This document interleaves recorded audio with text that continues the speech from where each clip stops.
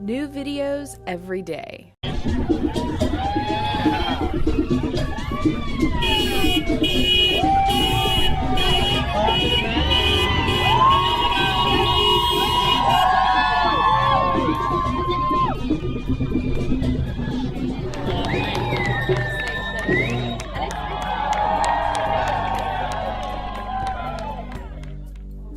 The easiest thing I can say is that he's raising over $1 billion to run for the presidency of the United States.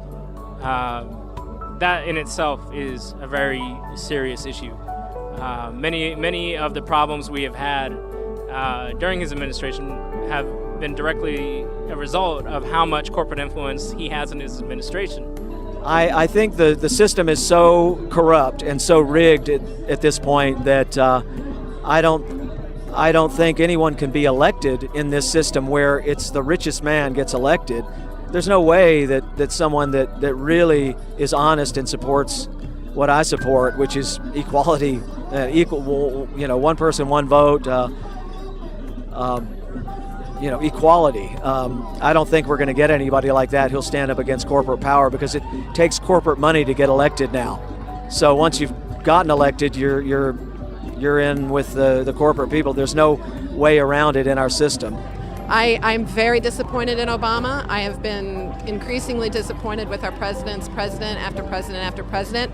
Today, when he spoke at his press conference and said that he wanted to raise income taxes on the wealthy to pay for his new jobs creation bill, I would say, President Obama, bring every man and woman home from overseas that's fighting in our wars. Cut down that budget by 2/3 or 3/4. Put all of that money into creating jobs at home for our servicemen and women and for the people here in this country who need it. And I think that would be one way to start. We went from Henry Paulson, former chairman of Goldman Sachs, to his buddy Tim Geithner, who's former chairman of the New York branch of the Federal Reserve. They are in bed with our government. It doesn't matter if we have Obama in there, if we have Bush in there. We need to get that influence out. I believe Obama's a good man. I believe he wants to do certain things, and he comes from the same school of thought that I do in terms of community organizing. But there's too much influence at that level, and even down to our local levels. And we just need to gather and really push back against more investment in wars, in the military-industrial complex, tax cuts for the rich, you name it. He's doing what he can, apparently, but it's not up to him, it's up to us. When Obama got elected, I think a lot of people had a lot of expectations for good things that he could do for this country. And I think he has done some good things for this country, but I do think also that he has capitulated too many times to corporations and to this sort of profit-driven interest Republicans and that kind of thing. But I think also it's important to note that a lot of this anger is directed at Obama, and rightfully so. But I think this anger should also rightfully be directed at Congress and at the corporations and the political interests that are really funding our agenda up in Washington. And that it's not necessarily the fault of any one person, but an entire system of corruption. So, is Obama to blame? Yes, but so is everyone else, and we need to get sort of corporate interests out of our politics. I'd like to see politicians not be able to spend billions of dollars, millions of dollars on campaigns. Everybody should be equal when it comes to running. I mean, it should. I don't know if everybody can be equal, but this idea that you can spend any amount you want to elect any fool or idiot or bad person is just wrong. Bad people run, and they get bad people to support them, and they have so much money that they are able to, with advertising, sell something that isn't true about them, and they'll get elected. So that's the number one thing, I think, is taking that money out of politics, making it illegal to spend that much money. And the lobbyists, their money they're spending has to be controlled. And that's the only way, I think, is to start reducing the value of money in politics, where it's illegal to use big money to just buy the whole government. Right now, it's totally legal to buy the government and buy elections and buy politicians, and it's got to be made illegal again, like it is in so many countries. So we just need to have laws that protect the people. I think President Obama is struggling with a lot of problems. Some of them he inherited. I wouldn't want to be in his shoes. The problems, the trends that we're facing, the economic decline, it all looks very overwhelming. But I'm focused more on solutions than problems. A lot of us know what the problems are. I prefer not to say anything bad about anybody. I'm sure he's trying to do the best job that he can.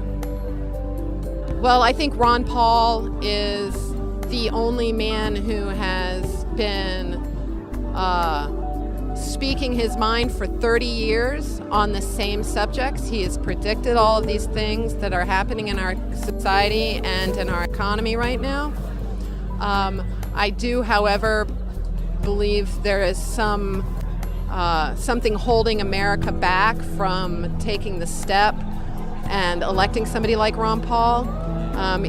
Even though he has been the most truthful, the most honest, and the most dedicated politician in Washington that I can think of in the last 30 years. Even if I don't agree with 100% of what he says, I still have so much more faith and trust in him than anybody else, because he's never ever changed what he said. He says he's never voted for tax increases. He's never voted for the wars. He never voted for the bailouts. He stood his ground, and I really think that he is the most ethical person out there right now.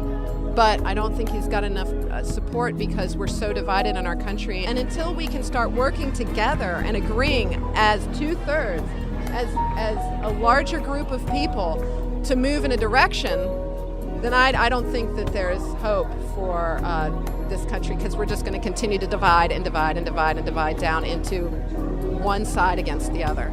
So, my political rant.